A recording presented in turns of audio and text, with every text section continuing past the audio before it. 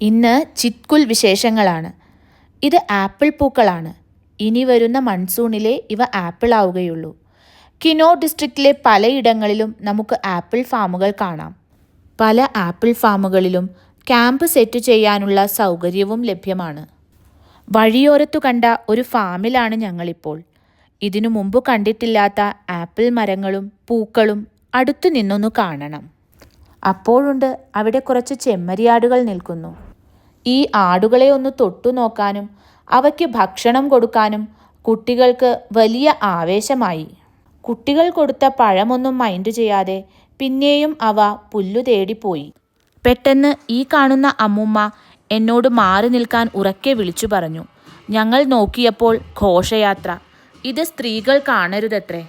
ഫാമിലുള്ളവരോട് കൂടുതൽ അന്വേഷിച്ചപ്പോൾ ഇതൊരു നേർച്ചയാണെന്ന് അറിയാൻ കഴിഞ്ഞു.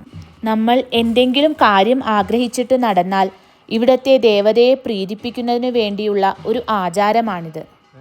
കിലോമീറ്ററുകൾക്കപ്പുറത്തും നമ്മുടെ നാടുമായി സാമ്യതയുള്ള ആചാരങ്ങൾ നിലനിൽക്കുന്നുണ്ട് എന്ന വസ്തുത ഒരു പുതിയ അറിവായിരുന്നു.